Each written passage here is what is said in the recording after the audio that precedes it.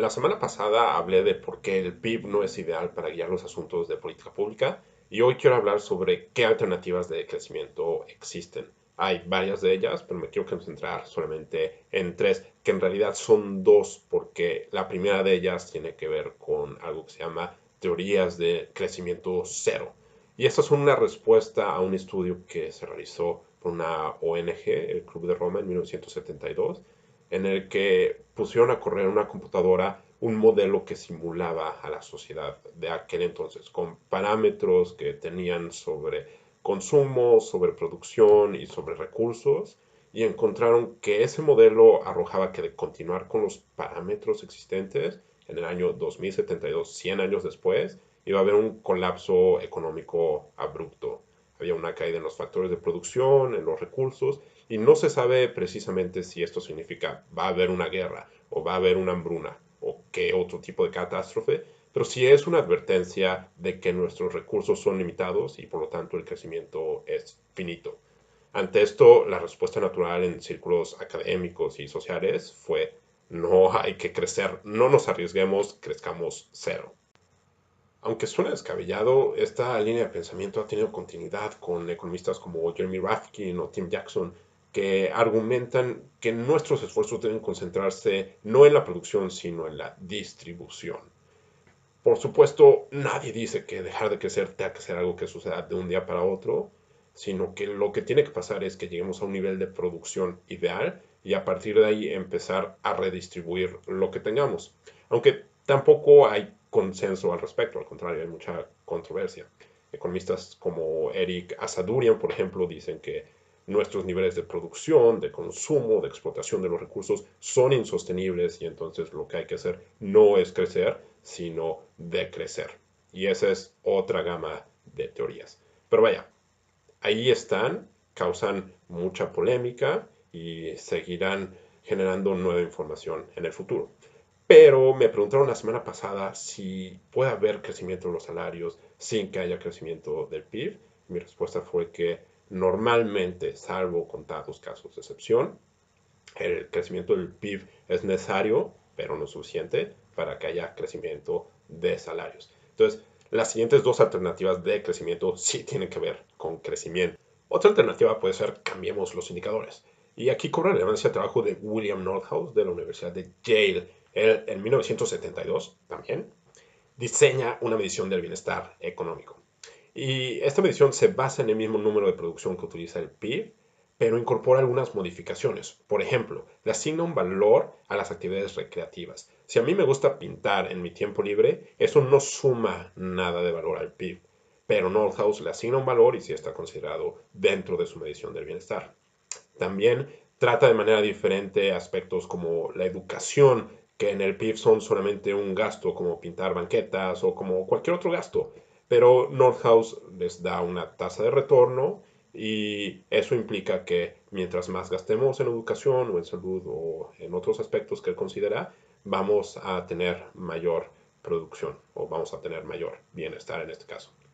Por último, una diferencia con el PIB es que castiga las externalidades negativas de las actividades de desarrollo.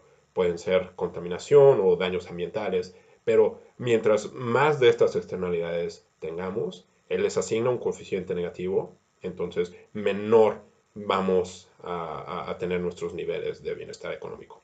El punto es que alterar los indicadores, cambiarlos para incluir criterios que no estaban incluidos, puede ser una solución.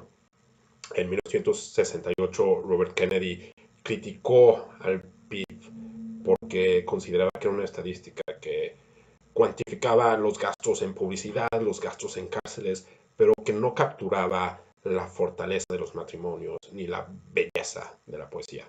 Bueno, alternativas como esta nos pueden ayudar a cubrir estas carencias del Producto Interno Bruto. Y aunque tal vez esta propuesta en específico haya quedado ya en el olvido por bastantes años, hay países que sí se están moviendo con sus estadísticas. El caso famosísimo de Bután, que basa su política pública en maximizar un indicador de felicidad nacional bruta en lugar del PIB. O muy notablemente el caso de China, quien ya está trabajando con sus indicadores de desarrollo verde. Son dos ejemplos a seguir que nos pueden traer un enfoque diferente en cuanto a crecimiento.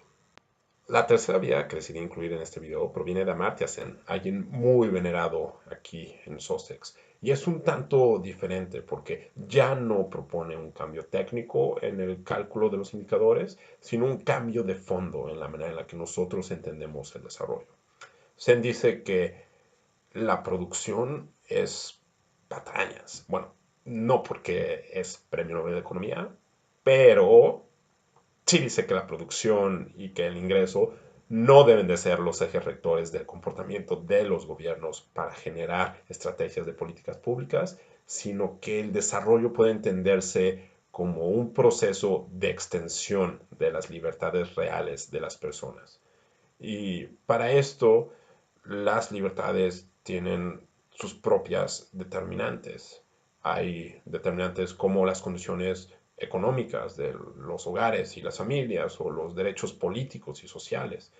Entonces, sí es importante que haya producción nacional, es importante que un país sea industrializado, pero las determinantes son otras. Y la motivación detrás de esta ideología es que las libertades nos permiten conseguir más dentro de nuestras vidas.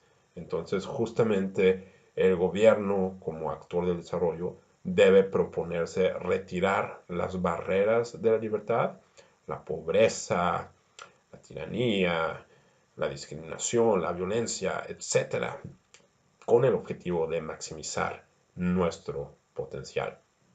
Y se podrá decir que sí, todos los gobiernos se proponen mejorar en educación, se proponen mejorar en salud, etcétera. La verdad es que no se puede negar, pero lo que se propone es que haya un cambio en las prioridades, que haya un reordenamiento para que la búsqueda de la libertad quede en un primer orden.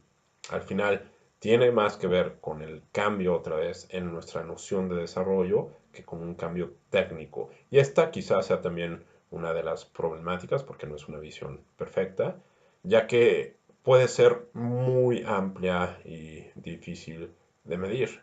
Ha generado controversias también porque hay incertidumbres sobre qué tipo de libertades son legítimas y para quién. Pero la realidad es que no hay una respuesta definitiva todavía al problema del desarrollo.